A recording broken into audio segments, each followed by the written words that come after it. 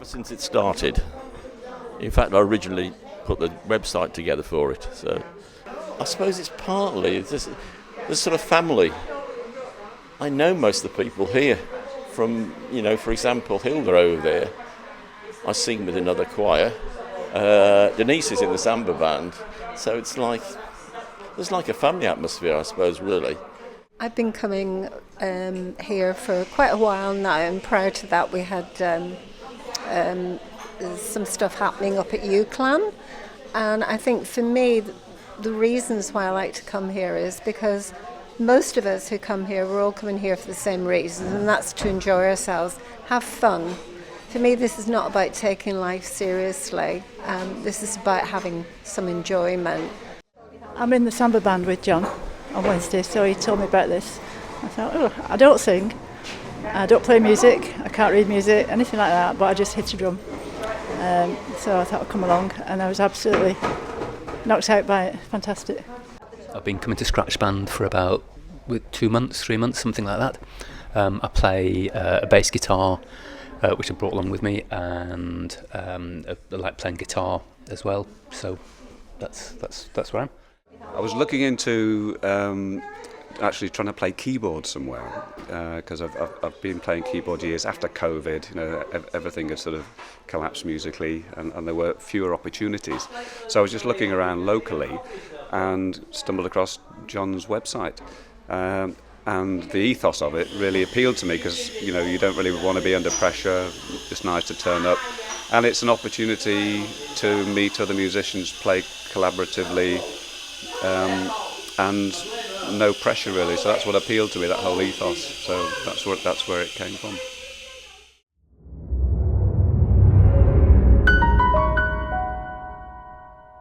When I arrived here today, I'd got some stuff going on in my head, like the majority of us usually have. But while you're here, you're in the moment, so you're dealing with in the moment stuff. So for me, that sort of takes me out of all the other stuff that was happening previously and just puts me in a better place. I mean, today I've just spent 2 hours. I haven't looked at my watch. I haven't looked at my phone. You're completely absorbed by it. It's fantastic.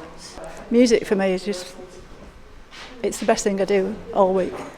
I'm not sure. It's something in it that kind of binds people together, I think, because this is just kind of you can do your own thing and if you do make a hash of it, it doesn't really matter. It's that type of thing. But it's a bonding thing. As a human being, you're just meeting people. And I don't know anything about these people other than they turn up here on a Saturday afternoon, twice a month, and play an instrument and sing. I don't know anything about their backgrounds or who they are. And you have a chat, and they're just lovely people.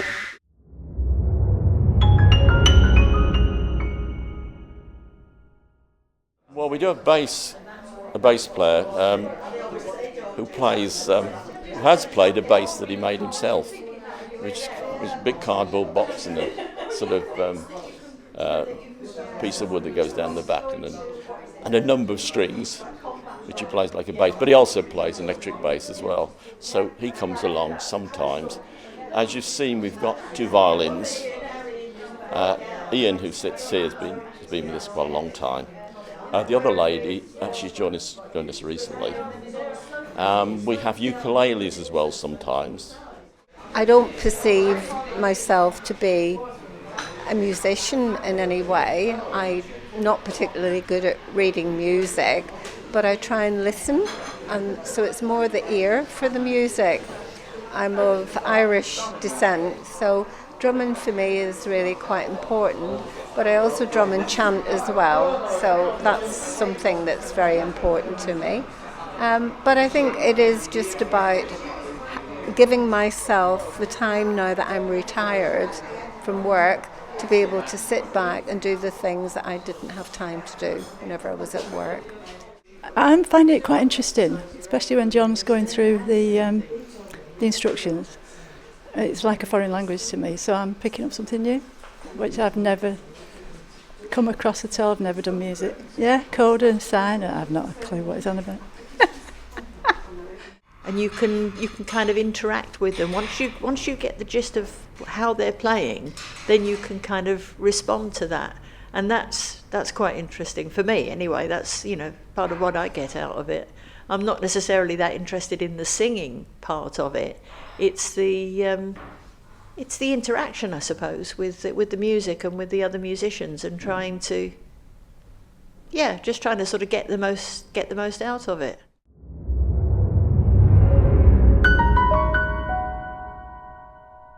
There's reminiscing going on, I think, as well. I mean, if you look at the songs we sing, then a lot of people will know the words. Undoubtedly, with some of the songs, everybody here already knows the words, or they know the feel of the song, and so they can sing it. So there are a lot of certain songs we sing that people will know. And it's, you know, I suppose, yeah, we're all here as a group together. We're not all going to agree on the same things, but it's about just going with it and enjoying. That's that word enjoyment again coming through. They're all my era, a lot of these. Oh yeah, absolutely, especially the 60s, 70s. It's what I was brought up with. Fab, yeah. Because we know most of the songs that are being sung, and we're all of a similar sort of age group. We all grew up listening to this sort of music, so, you know, we know it. And I think part of it, with the Scratch Band anyway, I think part of it is the shared memories. They're different memories, but, you know, as I said, we grew up listening to these songs. And so when different ones come up, it's, oh yes, I remember this, you know, like when we were doing Summer of '69 back then. You know, yes, in my mind, I'm in my car taking my two young boys. You know, my eldest was just old enough to start nursery school, and my youngest was still a baby in the car seat, strapped in the back. But I've still got a vivid memory. I can't remember what I did yesterday, but I can remember that very, very clearly. But yeah, the range is brilliant. Tunes that some you know, quite a lot that you don't know, some that you know but you didn't know you knew. It's starting to sound like Donald Rumsfeld now. Yeah, you know, when you hear a tune and you go, oh, you see the title and you think, don't know that. And then you hear it and you go, of course I know that. But then you can't play it. But the nice thing here is you just play what you can. You just do what you do, join in, go quiet when it gets a bit tricky, and there's the singers who will carry it. Well, there was one that it's mainly vocal. It's called Royals, which wasn't Lord. It's a song sort of after my time, really, not one I'd naturally be listening to. And when we first saw the music, I thought, I haven't got a clue what this is going to be like. And then as we got into it, there was a sort of rhythmic requirement, a lot of vocal stuff in it, really, with no music. And then it just sort of came together, and there was a good rhythm, quite a bit of a strumming, feel to it. And I play ukulele for the band, and it just sounded great.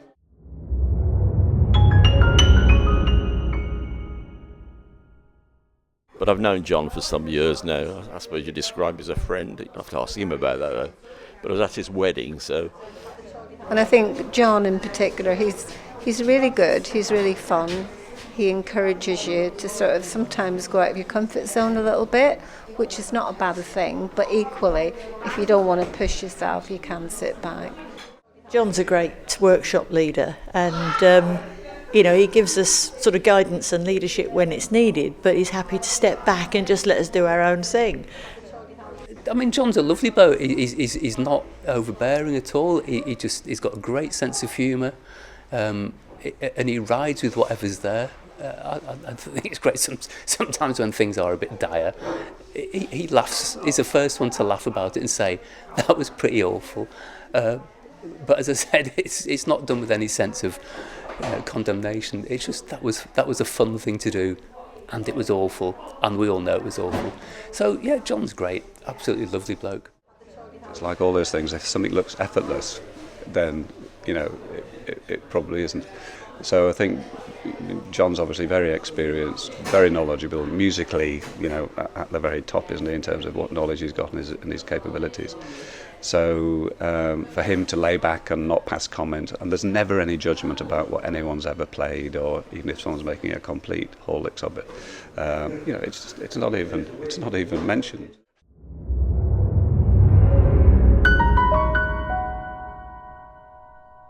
To me, it meant that because when I first heard about the band, I thought I'd love to go to that, but I can't really play any instruments and I can't read music, so I can't go. And it was Andy that persuaded me to come along and try it out.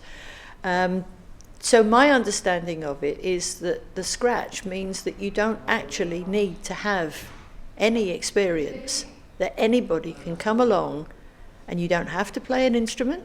You can just sing along if you want to. You don't have to sing. You can just tap out a rhythm or just be here and just enjoy it.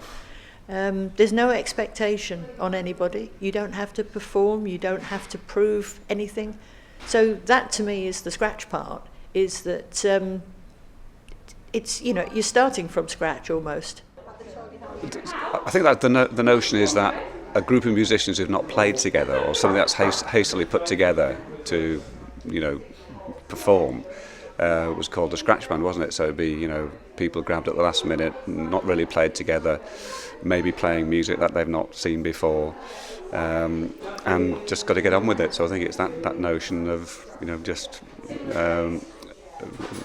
ready to go, off you go, see how it goes. And I suppose hoping for a bit of innate ability, to hold it all together, and that's just the gamble, isn't it? So, and it usually pays off with the Preston Scratch Band. I think it has moments of blissful harmony and everything in tune, and it sounds great at times. Yeah, so it can be really good.